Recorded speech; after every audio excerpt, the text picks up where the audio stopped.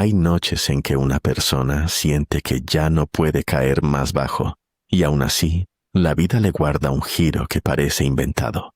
A Mateo le pasó junto a un vertedero, entre humo, plástico quemado, y un perro viejo que lo miraba como si todavía creyera en él más de lo que él mismo creía. Lo que encontró aquella tarde, envuelto en una alfombra roja y abandonado como si fuera un objeto sin valor, no solo iba a meterlo en un problema enorme, iba a obligarlo a elegir entre seguir escondiéndose del mundo o ponerse de pie por primera vez de verdad. Si ustedes alguna vez vieron cómo una sola decisión cambia un destino entero, cuéntenlo en los comentarios. Y si les gustan las historias que dejan algo latiendo por dentro, apoyen con su like y suscríbanse. Mateo se despertó tosiendo. El aire dentro de su casita estaba espeso, agrio, caliente, como si la madrugada hubiera entrado cubierta de ceniza. Bruno, el perro que había llegado unos meses antes con una pata herida y unos ojos cansados de tanto vagar, estornudaba junto a la puerta. Mateo se incorporó de golpe, cerró la única ventana y murmuró entre dientes que otra vez debía estar ardiendo algo en el vertedero. Tomó un balde, lo llenó con agua de la barrica de lluvia y salió todavía con el sueño pegado en la cara. El verano llevaba semanas castigando la zona. Cerca de su casa improvisada, hecha con tablas desparejas y un techo que crujía cuando soplaba el viento, el basural se encendía solo cada cierto tiempo. Bastaba que el sol cayera sobre un vidrio mal puesto y el calor hiciera el resto. Mateo ya conocía esa rutina. Nadie llegaba primero que él, nadie corría con el balde más rápido que él, y nadie cobraba menos por hacer ese trabajo sucio. Encontró el foco del humo detrás de un montón de bolsas reventadas y aparatos viejos. Un grupo de envases derretidos seguía soltando una humareda densa. Fue y vino varias veces hasta apagarlo todo. Cuando el aire dejó de picar, quedó cubierto de hollín, empapado de sudor y con esa satisfacción silenciosa de quien evita una desgracia que luego nadie le reconocerá del todo. Se encaminó hasta la caseta del cuidador del vertedero. Cada vez que apagaba un incendio, el vigilante le daba unas monedas. No era generosidad, era comodidad. A ese hombre le gustaba más el té caliente y la radio a media voz que correr entre la basura. Mateo llamó, esperó. No obtuvo respuesta. Seguramente había salido a dar una vuelta o estaría dormido en algún rincón. Como no tenía sentido insistir, regresó a su casita con un pequeño paquete de sobras que había encontrado y que reservó para Bruno. El perro recibió el alimento moviendo la cola con una alegría que a Mateo siempre le resultaba desconcertante. A veces pensaba que Bruno era el único ser en el mundo que no le preguntaba quién había sido antes, ni qué había hecho, ni por qué había acabado ahí. El animal solo aceptaba el presente. Si había comida, calor y una mano que no golpeara, eso le bastaba para ser fiel. Mateo tenía 26 años y cargaba 5, viviendo como si no perteneciera a ninguna parte. No había nacido para esa vida, pero tampoco había sabido defenderse de lo que lo empujó hasta allí. Su madre murió cuando él era niño. El hombre con el que ella se había casado después no soportó el duelo, ni la pobreza, ni la responsabilidad. Primero se volvió frío, luego amargo y al final agresivo. Le gritaba al muchacho por cualquier cosa, le reprochaba el pan que comía y hasta el simple hecho de seguir ahí. Cuando Mateo terminó la escuela e ingresó a un instituto técnico, creyó que por fin se abría una salida. Tenía una pequeña beca, un cuarto en la residencia estudiantil y la idea, casi ingenua, de que estudiar bastaba para torcer el rumbo de una vida. Pero afuera lo esperaba un mundo menos limpio que los folletos. Las entrevistas de trabajo se repetían con la misma sonrisa vacía. Buscaban experiencia, contactos, recomendaciones. Él no tenía nada de eso, solo un diploma reciente, un bolso con ropa y el cansancio de haber crecido demasiado pronto. Un antiguo compañero le ofreció una habitación por unos días. Mateo aceptó con gratitud, sin imaginarse que en ese departamento también se reunía un grupo de jóvenes que vivían de negocios oscuros. Vestían bien, hablaban con soltura, prestaban dinero con facilidad y parecían tener siempre un plan mejor que trabajar 8 horas por un sueldo mínimo. Mateo entendió tarde quiénes eran de verdad. Una noche regresó de dejar currículums y los encontró discutiendo un golpe rápido a una casa de empeño. Les faltaba alguien para vigilar desde afuera. Le recordaron la deuda que tenía con ellos, le prometieron borrársela y además darle una parte. Mateo, todavía inmaduro y desesperado, se convenció de que él no haría daño a nadie. Solo estaría parado en una esquina. Solo avisaría si venía alguien. Solo saldría corriendo si algo se complicaba. A veces la ruina entra a la vida no con un portazo, sino con un «solo esta vez». Todo salió mal. La policía llegó antes de lo previsto. Detuvieron a todos en cuestión de horas. El tribunal no compartió la idea de que Mateo había sido un simple observador inocente. Cumplió 1 año de prisión y salió con una marca invisible, pero más pesada que cualquier maleta. Cuando recuperó la libertad, nadie lo esperaba del otro lado. Regresó al barrio donde había vivido de niño y encontró que el apartamento ya no existía para él. Su padrastro lo había vendido a precio miserable. Lo había sacado de los papeles mientras estuvo preso y luego desapareció como desaparecen quienes destruyen sin mirar atrás. Una vecina anciana lo dejó dormir una noche, le dio desayuno y el consejo triste que suelen dar quienes ayudan con cariño, pero no pueden cargar una vida ajena sobre los hombros. Mateo buscó empleo por todas partes. La respuesta fue la misma en distintos tonos. No contrataban a alguien con antecedentes por robo. Al final consiguió trabajo limpiando en un mercado. La paga era pequeña, pero le permitían llevarse productos próximos a vencer. Para alguien sin techo fijo, eso ya parecía una oportunidad. Al caer, una tarde encontró, pegado a una mesa, un papel amarillo escrito a mano. Se ofrecía una casita barata en las afueras, casi a la misma distancia del vertedero y del mercado. Llamó de inmediato. La voz al otro lado le pidió que fuera hasta la parada del último autobús. Allí lo esperaba un hombre mayor, con ropa gastada, barba rala y una mirada viva que no encajaba con su apariencia de vagabundo. Ese hombre se llamaba Don Eusebio. Le mostró una choza vieja, levantada por él mismo años atrás, con una cama estrecha, una mesa hecha de tablas, una estufa pequeña y una bombilla desnuda colgando del techo.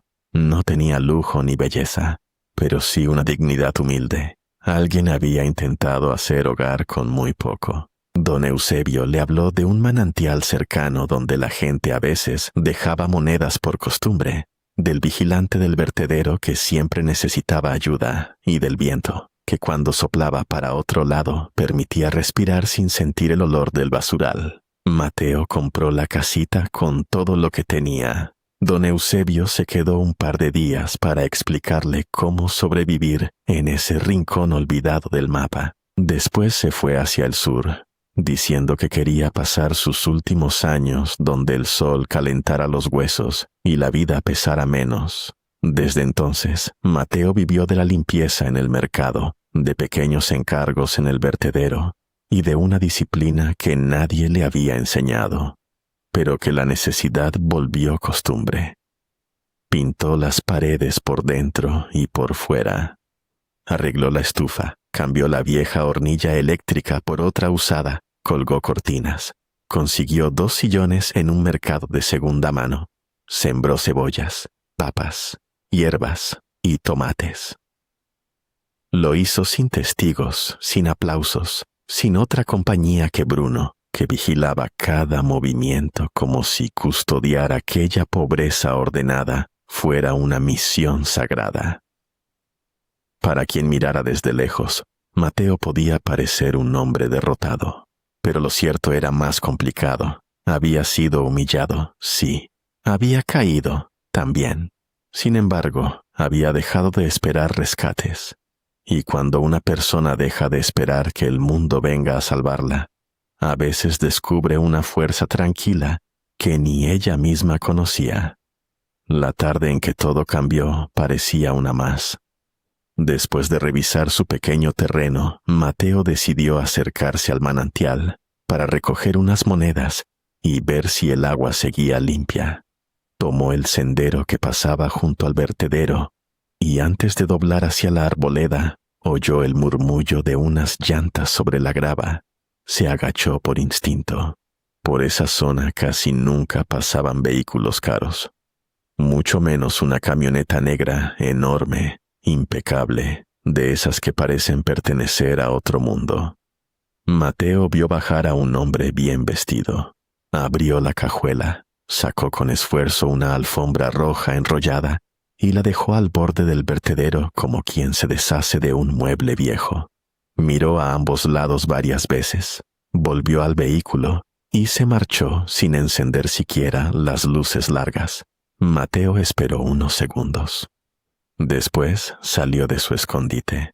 Al principio sintió algo parecido a la codicia más simple. Esa alfombra podía quedar bien en su casa o tal vez venderse. Pero cuando intentó levantarla, notó un peso extraño, demasiado peso para ser solo tela. Tiró de un extremo y sus manos se mancharon con una humedad oscura.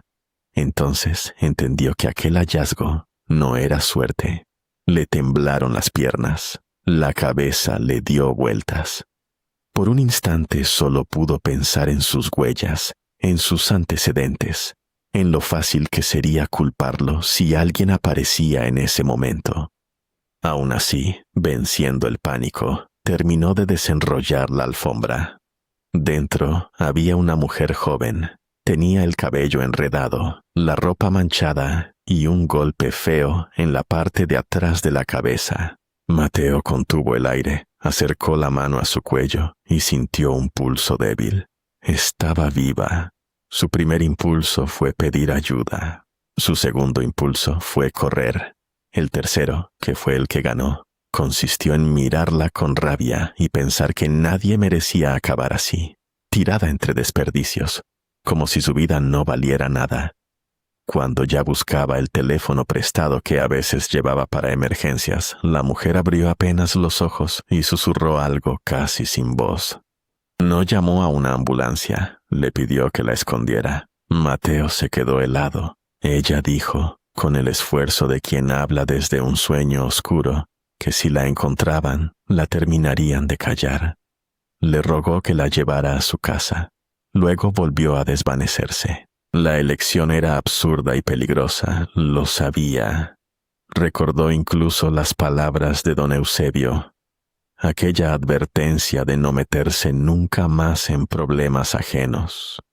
Pero también recordó su propia infancia, la sensación de no tener a nadie entre el daño y el miedo, y cargó a la desconocida en brazos.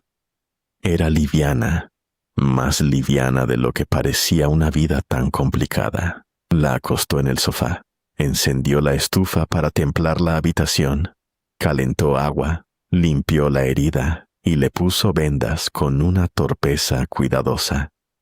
Bruno no se apartó del lado de la joven ni un momento. Mateo le habló al perro como si él pudiera confirmar que estaban haciendo lo correcto. Después fue corriendo al mercado, compró caldo, huevos, un poco de pollo, y volvió antes de que oscureciera. Cuando regresó, la mujer ya estaba despierta. Bruno descansaba junto a ella con una felicidad casi ridícula. Mateo se sorprendió al verla sonreír pese al dolor.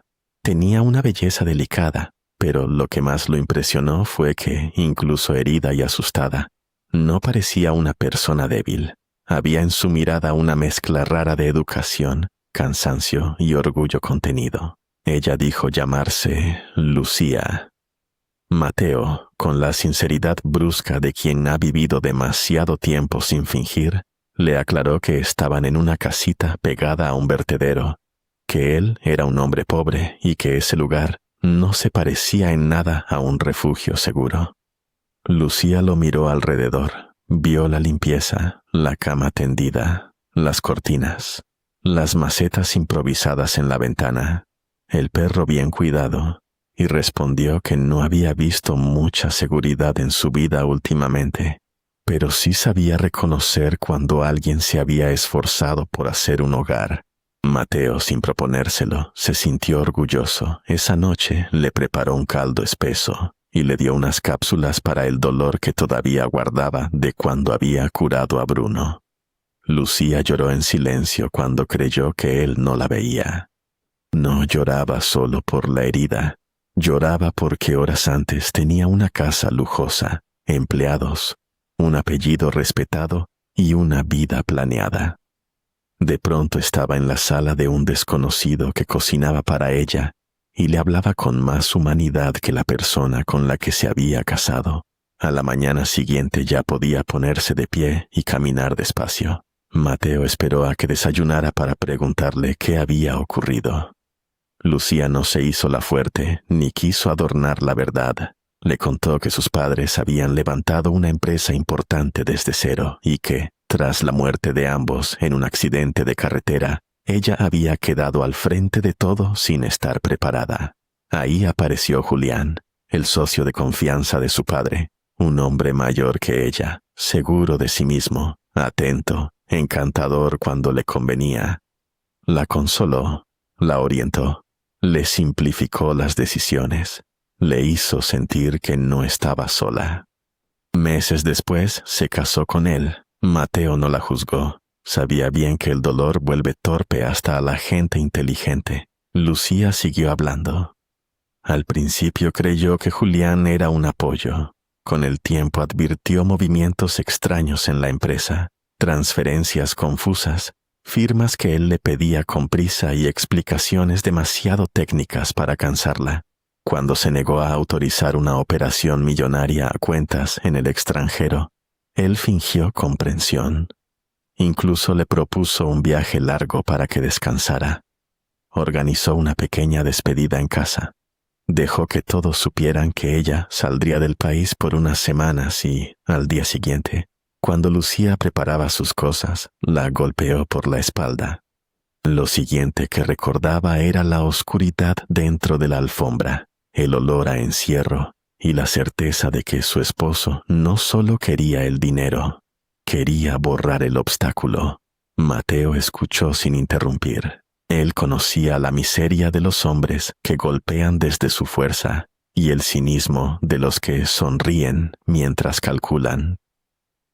Cuando Lucía terminó, el silencio en la casa fue tan espeso como el humo de las madrugadas en el vertedero. Sin embargo, en los días siguientes ocurrió algo extraño. Entre la joven heredera y el hombre que había aprendido a vivir con casi nada, se formó una calma que ninguno esperaba. Lucía se sentaba en el jardín improvisado y observaba a Mateo regar las plantas. Se reía cuando él le explicaba con una seriedad casi cómica cuál silla no debía usar porque tenía una pata floja. Bruno se pegaba a ambos como si hubiera decidido que esa familia, aunque improbable, le pertenecía. Lucía había crecido entre pisos brillantes, viajes, cenas elegantes y trajes hechos a medida. Mateo, en cambio, había aprendido a medir la semana por la cantidad de verduras salvadas del mercado y por los incendios que lograba apagar en el vertedero antes de que crecieran. En cualquier otra circunstancia, quizás ni se habrían mirado, pero la desgracia, a veces, barre las distancias que el orgullo construye. Cuando por fin recuperó algo de fuerza, Lucía se marchó al amanecer. Dejó una nota breve, agradeciendo la ayuda y prometiendo volver cuando arreglara cuentas pendientes. Mateo sintió un vacío tonto al leerla. No se dijo a sí mismo que la extrañaría, solo pensó que al menos debía haberla acompañado hasta el autobús. 3 días después, mientras tomaba té en la caseta del vigilante del vertedero, vio en la televisión un reportaje que le heló la sangre. Las noticias mostraban la casa de Lucía, muebles tirados, manchas de sangre y un enorme despliegue policial. Los presentadores afirmaban que la empresaria estaba prófuga y era buscada por el presunto asesinato de su esposo, desaparecido desde esa noche. La mostraron en pantalla como si ya estuviera condenada. Mateo casi dejó caer la taza. Sabía que Lucía no era capaz de eso. Podía estar herida, dolida, furiosa, pero no era una asesina. Además, si Julián aparecía como víctima desaparecida, entonces todo estaba calculado. Él seguía vivo, escondido en algún lugar, mientras el mundo perseguía a la mujer que había intentado matar. Regresó a su casa con la cabeza ardiendo. Por el camino vio carteles con el rostro de Lucía y una recompensa para quien diera información. En el mercado escuchó rumores peores, que era peligrosa, que había enloquecido, que probablemente huiría al extranjero. Cada comentario apurado lo enfurecía más. A la gente le encanta cerrar una historia antes de entenderla. Esa noche, cuando ya pensaba en acostarse, llamaron suavemente a la puerta. Mateo abrió y se encontró con una figura delgada, vestida con un conjunto deportivo oscuro y una capucha que le cubría casi toda la cara. Era Lucía. Entró jadeando, cerró con llave y tembló como si hubiera corrido demasiado tiempo con miedo a cuestas. Mateo no hizo preguntas de inmediato. Le sirvió té, le preparó un sándwich grande y esperó. Solo cuando ella recuperó algo de color, habló. Lucía le contó que había vigilado la casa desde lejos. Vio a Julián entrar como si nada, cortarse la mano para esparcir sangre, romper objetos, armar la escena de una pelea y marcharse después. Lo grabó con su teléfono desde una ventana lateral, pero no se atrevió a ir a la policía. Temía que alguien estuviera comprado o que la desestimaran apenas vieran su rostro en las noticias. Necesitaba a alguien que no despertara sospechas. Necesitaba a Mateo. Le entregó una pequeña tarjeta de memoria y le pidió que solo la pusiera en manos del investigador principal. Nadie más. Mateo aceptó. Aunque la idea de entrar a una casa llena de policías no le gustaba nada, el agradecimiento que sentía hacia ella y la certeza de su inocencia le pesaban más. Al día siguiente fue hasta la zona residencial donde quedaba la mansión. Se mantuvo a cierta distancia, observó el movimiento y escuchó, sin querer, a 2 agentes comentar el caso con una ligereza que lo llenó de desconfianza. Para ellos todo era sencillo: esposa rica, marido desaparecido, móvil económico, asunto resuelto. Ni siquiera parecía importarles que no hubiera cuerpo, ni que la escena tuviera huecos evidentes. Mateo apretó la tarjeta en el bolsillo y decidió no entregarla allí, en manos apuradas y poco interesadas en la verdad. Salió de esa calle pensando demasiado rápido y demasiado lejos. Se imaginó a Lucía huyendo del país, cambiando de identidad, salvándose a cualquier precio. Se imaginó a Julián vaciando cuentas, vendiendo activos, riéndose de todos. Pensó en documentos falsos, en rutas de escape, en cualquier idea torpe que su desesperación le ofreciera. Iba tan metido en esas cavilaciones que cruzó una avenida sin ver el semáforo. Los autos frenaron de golpe. Algunos conductores tocaron la bocina. Uno no alcanzó a frenar. El golpe lo lanzó varios metros. Mateo no sintió dolor enseguida, solo un ruido enorme y luego una oscuridad húmeda, distante, como si el cuerpo ya no le perteneciera. Lucía lo esperó hasta la madrugada. Cuando entendió que algo había salido mal, empezó a caminar de un lado a otro en la casa con Bruno siguiéndola de cerca. El perro percibía su miedo y el suyo propio. Antes del amanecer, Lucía decidió hacer lo impensable, ir a buscarlo a la ciudad. No podía aparecer como ella misma, así que tomó unas tijeras. Se cortó el cabello frente a un espejo empañado, se puso la ropa más holgada que encontró entre las cosas de Mateo, y se vendó el pecho para parecer un muchacho flaco. El resultado no era perfecto, pero el dolor y el apuro suelen volver invisibles los detalles. Por vecinos del vertedero supo que Mateo había sido atropellado y llevado al hospital general. Llegó con la garganta seca, fingiendo ser su hermano menor, y el destino, que a veces parece burlarse, decidió agregar otra coincidencia imposible. Mateo había perdido mucha sangre, su grupo sanguíneo era raro, y en ese momento no conseguían donantes compatibles. Lucía ofreció el brazo sin pensarlo. Mientras la preparaban, escuchó a la enfermera decir que aquello era un milagro estadístico. Misma compatibilidad, edades cercanas, rasgos que de algún modo se parecían más de lo que ella había notado antes. Lucía, que llevaba días sintiendo que la realidad se deformaba ante sus ojos, sintió nacer una duda extraña. Pidió, con la excusa de aclarar una sospecha íntima que no supo explicar del todo, una prueba genética de parentesco. Pagó lo que hacía falta y esperó junto a la cama de Mateo. La enfermera que estaba de guardia se llamaba Elena. Era joven, observadora, y tenía ese tipo de bondad práctica que no hace discursos, pero acomoda una almohada o acerca un vaso de agua sin que se lo pidan. Al principio creyó de buena fe la historia del hermano.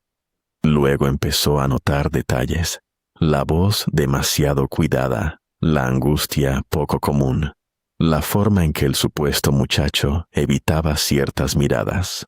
Más tarde, un descuido terminó de delatar a Lucía, y como si eso fuera poco, en la pantalla del comedor del personal apareció el mismo rostro buscado por las noticias. Elena, asustada, llamó a la policía.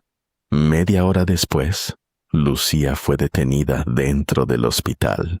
Intentó explicar que todo era una trampa, que Julián estaba vivo, que había una grabación, pero nadie quiso escuchar demasiado. Cuando una historia ya viene masticada por la televisión, muchos prefieren creerle al ruido antes que a una mujer agotada con la ropa de otro. Mateo despertó tiempo después con el cuerpo pesado, la pierna vendada y la sensación absurda de haber dejado algo urgente sin hacer. Elena fue quien le contó lo ocurrido, primero con distancia, luego con culpa. Le dijo también que la joven detenida había sido quien le salvó la vida donando sangre. Después, con las manos temblorosas, le entregó un sobre que la policía había dejado porque no entendía qué hacer con eso. Era el resultado de la prueba genética.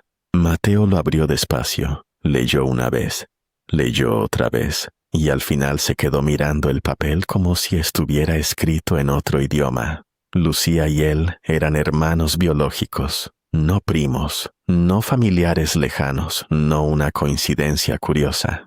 Hermanos, separados quién sabía cómo, criados en mundos opuestos, reunidos por una alfombra abandonada al borde de un vertedero. Elena vio cómo la noticia le movía el suelo bajo los pies.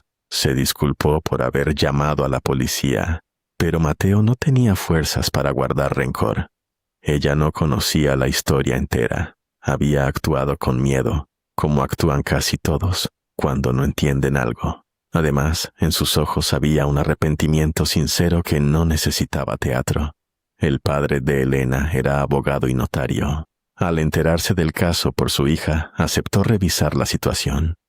Visitó a Lucía en detención preventiva, recopiló la información sobre la grabación, protegió la existencia de la prueba genética y la asesoró para frenar, desde donde estaba, cualquier intento de Julián por tomar control absoluto de la empresa. Lucía firmó un poder temporal para que Mateo, como su representante de confianza, pudiera entrar a la casa, acceder a documentos y cuidar el negocio hasta probar su inocencia. Para Mateo, todo aquello era más difícil de asimilar que el dolor de la pierna. En unos pocos días había pasado de apagar fuegos en la basura a descubrir que tenía una hermana, que esa hermana era la mujer que había rescatado y que ahora él debía moverse entre abogados, ejecutivos y cuentas millonarias. La vida a veces no abre una puerta, la derriba. Elena se quedó a su lado durante la recuperación. Le acercaba la comida, revisaba que tomara los medicamentos, le cambiaba las vendas y con el correr de las horas también le hacía compañía. Mateo notaba que ella no lo miraba como a un caso clínico ni como a una víctima.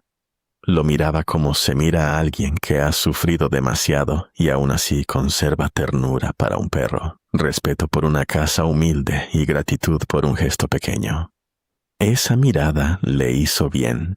Cuando pudo volver a caminar sin ayuda, Mateo salió del hospital con un teléfono nuevo, una carpeta de documentos y una responsabilidad enorme. Pasó primero por la casita del vertedero. Bruno casi lo derribó de la emoción. Lloró a su manera, apoyando el hocico contra el pecho de su dueño y negándose a separarse de él. Mateo lo abrazó mucho rato, como si en ese lomo oscuro y fiel todavía hubiera algo estable en medio del caos. Luego fue a la mansión de Lucía. No entró escondiéndose, como la primera vez. Entró por la puerta principal. La secretaria personal de su hermana, una mujer eficiente llamada Marta, lo recibió con una mezcla de curiosidad y respeto. Ya estaba al tanto de todo lo indispensable. No hizo preguntas impertinentes. Solo le explicó qué asuntos surgían, qué reuniones podían posponerse y qué partes de la casa seguían bajo revisión.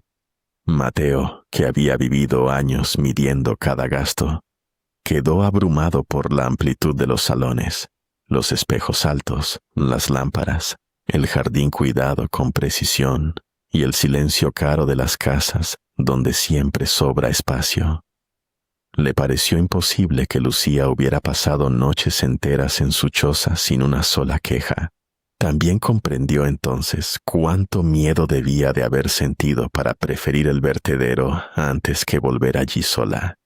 Aprendió rápido, más por necesidad que por talento.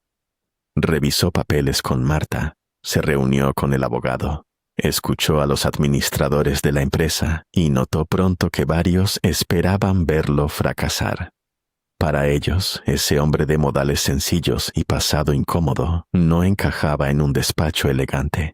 Mateo no intentó parecer lo que no era, escuchó mucho, habló poco y detectó, casi con el mismo olfato con que distinguía un incendio naciendo bajo los desechos, qué personas eran leales y cuáles solo obedecían al dinero. Por las noches, Elena lo visitaba después de su turno en el hospital. No iba vestida para impresionar a nadie, ni caminaba con la ambición de quien ya se imagina dueña de algo. Llevaba pan dulce, cansancio en los hombros y una manera tranquila de devolverle al mundo una escala humana.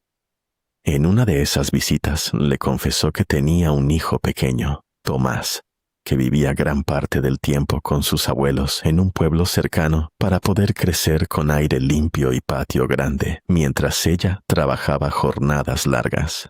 Mateo no se alejó al escuchar la noticia. Sonrió. La vida ya le había enseñado que la gente real siempre llega con historia previa. La investigación, sin embargo, seguía enredada. Julián continuaba desaparecido. La presión mediática mantenía a Lucía encerrada y la grabación que ella había conseguido seguía guardada, esperando el momento preciso. El abogado insistió en que no bastaba con tener sospechas. Hacía falta el error del verdadero culpable. Y el error llegó. Una noche, Mateo oyó un ruido leve en la planta baja. Bruno, que solía gruñir antes de cualquier visita extraña, se lanzó primero hacia el pasillo. Mateo apagó la luz del despacho, tomó una linterna y esperó. Escuchó pasos medidos, la abertura de un mueble antiguo. el roce de manos apuradas buscando algo escondido. Cuando alumbró de golpe, vio a un hombre encapuchado forcejeando con Bruno, que ya le había atrapado el pantalón con los dientes. Era Julián. No parecía el hombre impecable de las fotografías corporativas. Se veía descompuesto, nervioso, envejecido por el miedo. Había vuelto por documentos, joyas, efectivo y unos pasaportes falsos que guardaba en una caja fuerte oculta. Creía que la casa seguía siendo territorio suyo, que aún podía llevarse lo último y huir. Mateo no lo enfrentó con grandilocuencia. Le bastó con atarlo con el cinturón, mantener a Bruno vigilándolo y llamar a la policía indicando que un intruso había entrado a robar. Esta vez sí mostró la cara, el nombre y los documentos. Esta vez también entregó la grabación de Lucía, y el abogado llegó antes de que nadie pudiera minimizar nada. El efecto fue inmediato. El supuesto muerto estaba vivo. La escena del crimen había sido montada. La acusada, en realidad, era la víctima principal. Julián fue detenido por intento de homicidio, fraude y manipulación de pruebas. Lucía salió en libertad poco después, más delgada, más cansada, pero con esa firmeza que a veces solo tienen las personas que tocaron el fondo y decidieron no quedarse allí. El encuentro entre los hermanos, ya sin vendas ni escondites, fue sencillo y por eso mismo más hondo. No se abrazaron como quienes se conocen de toda la vida, sino como dos personas que reconocen en el otro una pérdida compartida.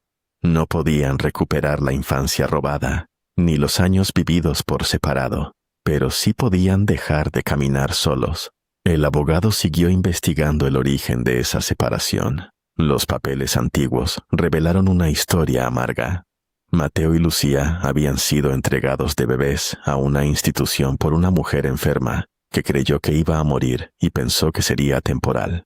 Alguien aprovechó su vulnerabilidad, manipuló registros y permitió adopciones irregulares por separado.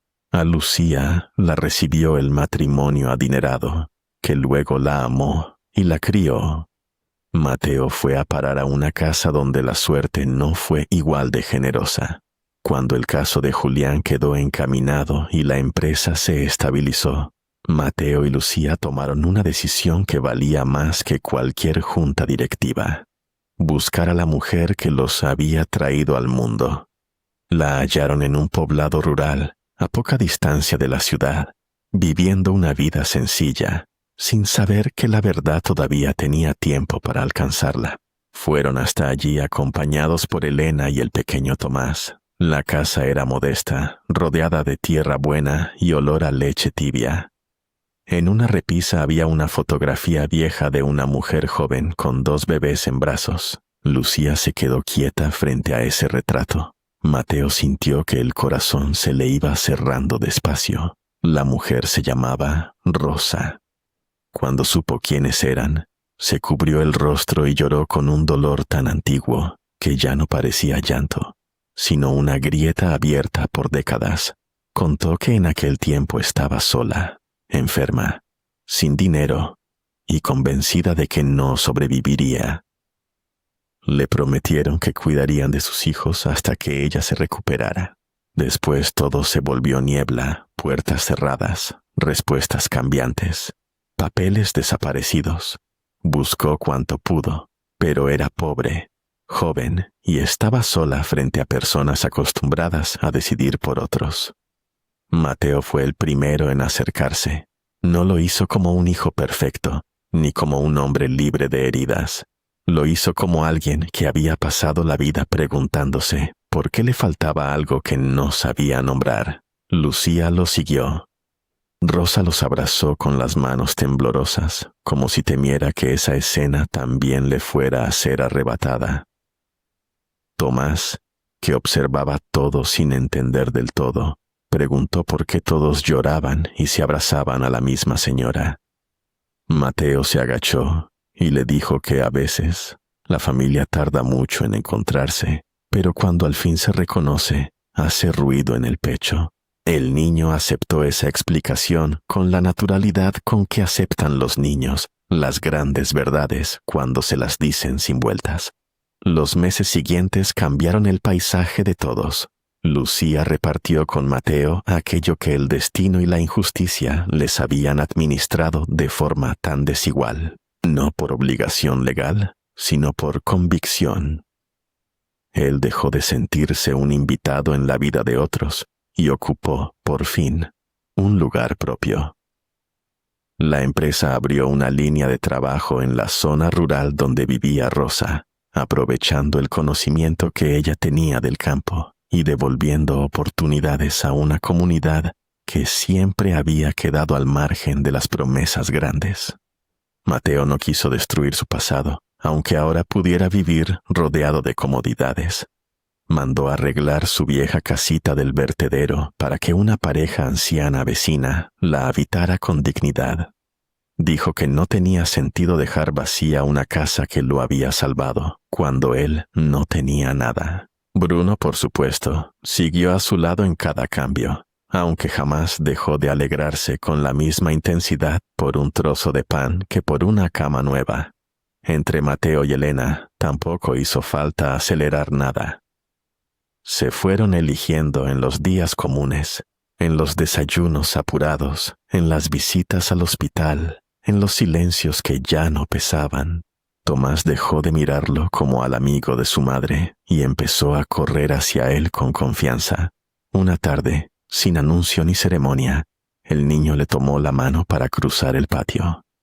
A veces el amor entra así, sin frases enormes, y por eso se vuelve más verdadero. Al final del verano celebraron una boda sencilla en el pueblo. Lucía estuvo a un lado de su hermano con una alegría serena. Rosa lloró menos que la primera vez, pero más bonito. Tomás estrenó zapatos y se ensució igual. Bruno se ganó la atención de todos y terminó dormido bajo una mesa, agotado de tanta gente que lo acariciaba.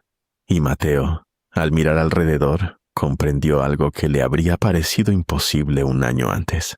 La vida no le había devuelto lo mismo que le quitó, pero sí le había enseñado que incluso de la pérdida más fea puede nacer algo digno si uno no endurece por completo el corazón. Porque hay personas que pasan media vida creyendo que fueron desechadas, como si el mundo las hubiera dejado en un borde sin regreso. Pero a veces, justamente desde ese borde, aparece una mano, una verdad o un encuentro que obliga a mirar de nuevo. Y entonces uno entiende que no siempre se recibe justicia a tiempo, ni amor en la forma esperada, ni respuestas limpias. Aún así, cuando alguien decide cuidar lo que tiene enfrente, aunque sea pequeño, aunque sea frágil, empieza a construir un camino distinto. Tal vez por eso Mateo encontró a su familia cuando ya no la buscaba, y Lucía salvó su vida cuando creyó haberlo perdido todo. Algunas vueltas del destino no reparan el pasado, pero sí enseñan que el futuro también puede ser una forma de abrazo. Si en esta historia ustedes reconocen algo de su propia vida o de la vida de alguien cercano, déjenlo en los comentarios. Su like y su suscripción ayudan mucho a que estas historias sigan llegando a más personas. Y cuando aparezcan las pantallas finales, pasen al siguiente video. Quizá allí también los esté esperando una historia imposible de olvidar.